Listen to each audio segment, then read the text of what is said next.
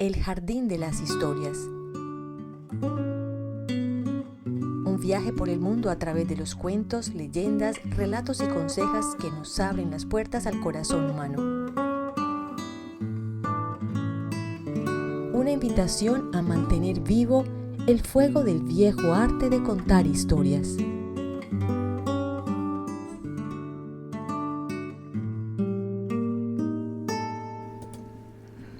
Una historia de Hesse.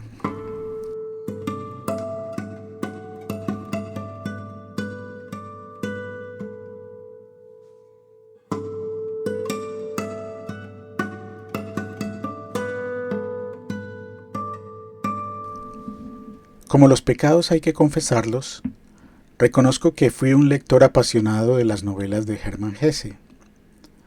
Cuando tenía 13 o 14 años, alguien a quien no le guardo rencor me sugirió que leyera Demian, y la lectura tuvo efectos perdurables.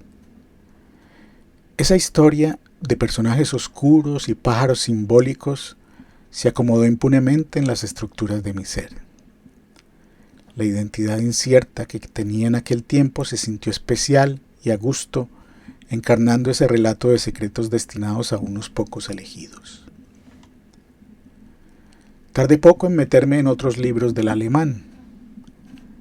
La primera versión que tuve de la vida de Buda era la que Hesse había ofrecido en su novela Siddhartha. Hice mía la soledad rencorosa del lobo estepario. He olvidado qué pasó bajo la rueda, pero tenía un sabor similar. No es de extrañar que Hesse haya sido el tema de uno de los primeros artículos de prensa que escribí. Estaba empezando la universidad y aquel texto ha sido uno de los poquísimos que he escrito a dos manos. Lo hice con una novia esotérica que en aquel tiempo me tenía embobado. Ahora sé que escribí aquel elogio para seducir a la muchacha. Ya empezaba a notar algo sospechoso en la manera como los adolescentes se apasionaban por Hesse. El golpe de gracia lo dio Julio Cortázar. En una entrevista para La Voz de Alemania, Cortázar volvió añicos las novelas de Hesse. Le habían pedido su opinión para un homenaje, pero es imposible pensar que su respuesta haya servido para algo.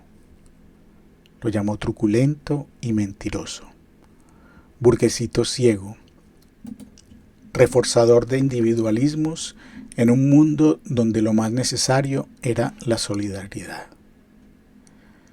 Para resumir y traducir al lenguaje de nuestro tiempo, para Cortázar la obra de Hesse era el otro ingrediente que habría que echar en la licuadora al lado de Pablo Coelho para obtener un jugo de Harry Potter. Desde entonces nunca más he vuelto a leer a Hesse, aunque cargue a cuestas la tara de creerme a veces especial. Pero como siempre me han interesado las vidas de los escritores, incluso las de aquellos que no leo, he seguido buscando información sobre su vida. Lo curioso es que al hacerlo me encontré con una historia que podría ser de Hesse, un escritor muy popular entre los lectores de la tercera edad. Era solo una frase. Estaba en otro de mis libros favoritos, 100 autores contemporáneos de la chilena Lenka Franulich. La primera vez que la encontré tuve que devolverme a releer. Confieso que no he visto esa historia en ningún otro lado. Dice Franulich que al cumplir 70 años, Hermann Hesse se había cansado de escribir y se dedicó a la música, la pintura y el estudio de la magia china. En aquel tiempo el escritor era tan popular como una estrella de rock. Pocos días después de recibir distinciones honorarias de 2 universidades alemanas, Hesse fue detenido y llevado a la cárcel.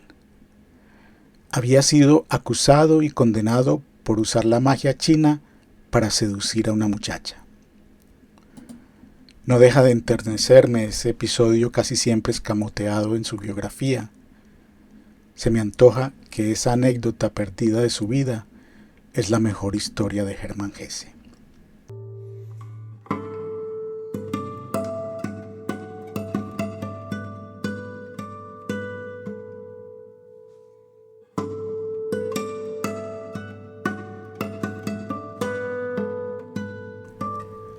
Soy Gustavo Arango. El Jardín de las Historias es una producción de Ediciones El Pozo.